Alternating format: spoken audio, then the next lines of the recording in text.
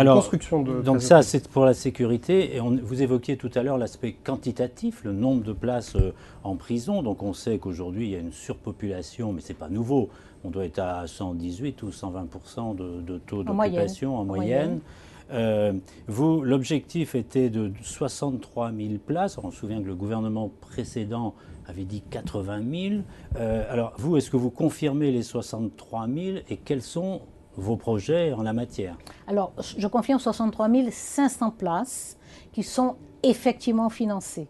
Le gouvernement précédent a fait adopter une loi Jusqu'en 2017, ça. En avril 2012, oui, c'est sur le quinquennat. Le gouvernement précédent a fait adopter en avril 2012 un plan un plan de programmation pour atteindre 80 000 places sans 1 euro. Sans 1 euro. Moi, j'ajoute 6 300 places, c'est-à-dire je ne fais pas des effets de chiffres. J'ajoute 6 300 places. Eux, avec leurs 80 000 places, ils ajoutaient 20 000 places à peu près. Donc, moi, j'ajoute 6 300 places, mais qui seront financées. D'accord. J'évite les constructions en partenariat public-privé. Alors oui, vous étiez opposé à ça. J'en ai maintenu. Voilà. Et vous ne pensez pas que, compte tenu de la contrainte budgétaire, ça pourrait être aujourd'hui une solution un peu en désespoir de cause? C'est une solution de facilité, parce que ça veut dire que celui qui décide aujourd'hui ne sort pas 1 euro.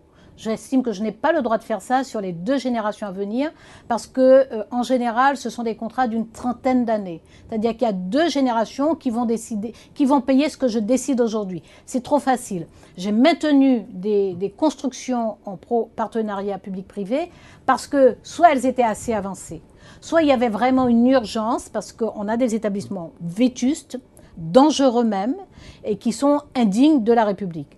Par conséquent, sur quelques programmes comme ça, à Riom, à Valence, à Beauvais, j'ai maintenu... Il y en a eu 3, voilà. Ces 3-là d'ailleurs. Voilà, donc j'ai maintenu en partenariat public-privé. Pour d'autres, pour Lutterbach par exemple, j'ai interrompu, j'ai dénoncé le contrat.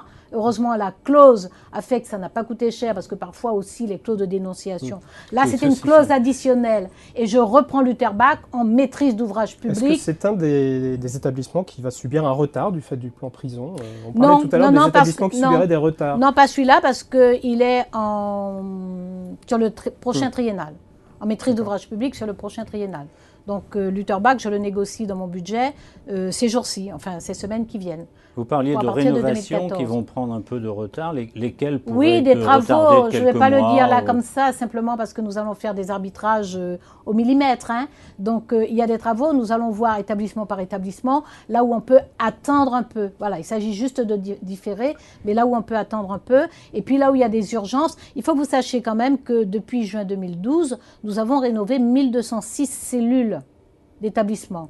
Nous sommes en train d'atteindre les 1082 cellules que nous allons fermer du fait du remplacement d'établissements vétustes par des établissements neufs. D'accord.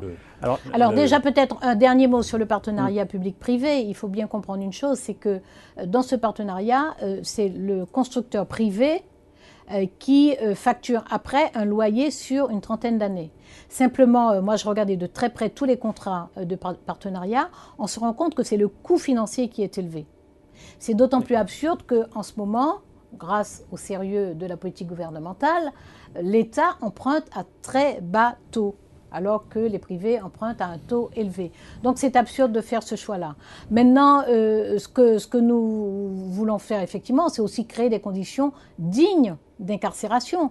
Les conditions de travail correctes pour les personnels, ce sont des conditions de détention dignes pour les personnes que la justice confie à l'administration pénitentiaire. Et j'ai une circulaire de politique pénale de septembre 2012 qui donne des effets très inégaux sur le territoire, je dois le dire. Il y a un